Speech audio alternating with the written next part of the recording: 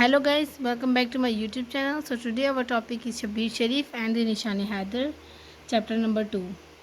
It is, do you know reading about Major Aziz Bhatti and the Nishani Haider military award in grade 4?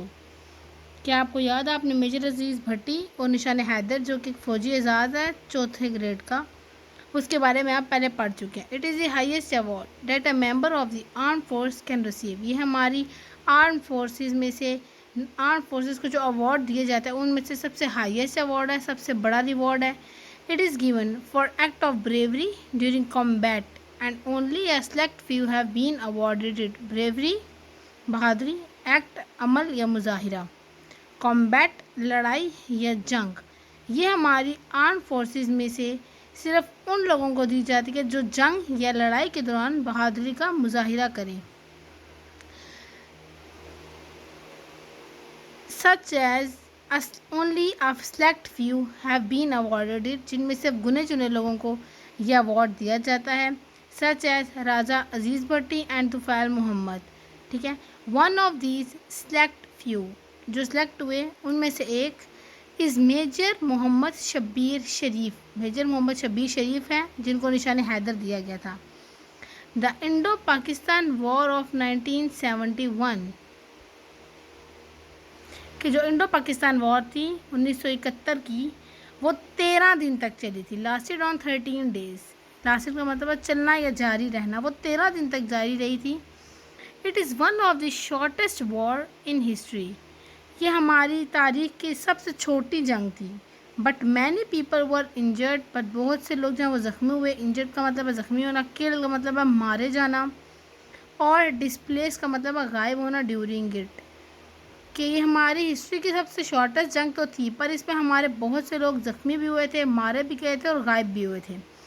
During the war, जंग के दौरान, major Shabbir Sharif was ordered, कि major Shabbir Sharif को ये order मिला, ये हुक्म मिला, ऑर्डर का मतलब हुक्म मिलना, to lead his company.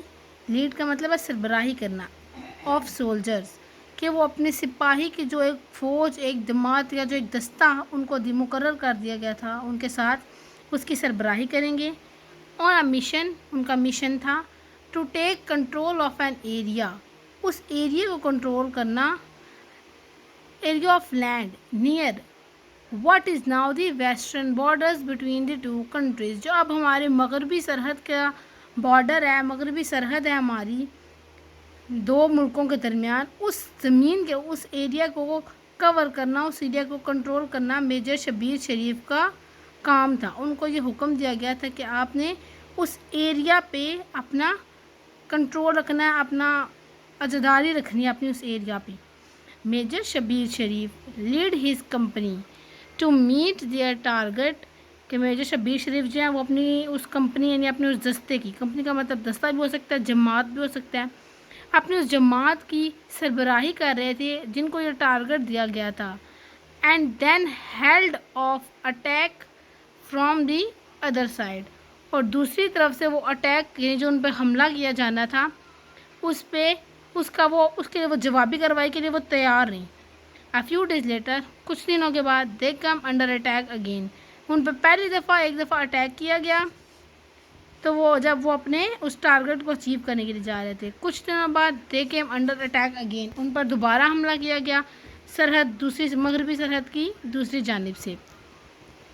This time the strikes come from the air as well as ground forces. इस दफ़ा जो मार धाड़ थी यानी कि जो उन पर गोलियां बरसाना शुरू की गई थी वो ज़मीनी भी थी और हवाई भी थी. यानी वो हवाई यानी कि उनकी दूसरी जो थी इंडो की जो थी क्या कहते हैं उसे, आर्म्ड फोर्सेस, वो ज़मीन से भी कर रही थी उस पर हमला पाकिस्तान के आर्म फोर्सेस पे, और हवा से भी यानी बाय एयर भी कर रही थी. ड्यूरिंग दिस बैटल, के इस जंग के दौरान, when a gunner from his company was injured, कि जब उनका एक सिपाही, उनका एक गनर उनकी शब्बीर शरीफ की दस्ते में से ज़ख्मी हो गया था, मेजर शब्बीर शरीफ स्टेप्ड इनटू टेक ओवर, के जो मेजर शब्बीर शरीफ थे वो आगे बढ़े ताकि वो उस गन पर कब्ज़ा कर सकें, यानी उस गन को उससे लेकर खुद हमला कर सकें. इट वॉज़ वाइल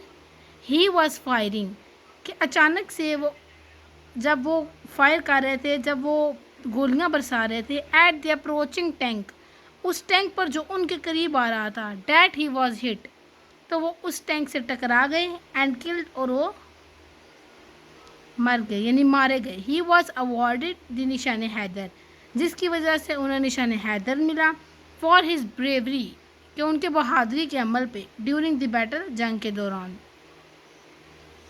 तो इस पूरी लाइन का उसका ये मतलब है कि the time the strikes come from air as well as ground forces during this battle, a gunner from his company was injured. Major Shabbir Sharif stepped in to take over. It was while he was firing at the approaching tank that he was hit and killed.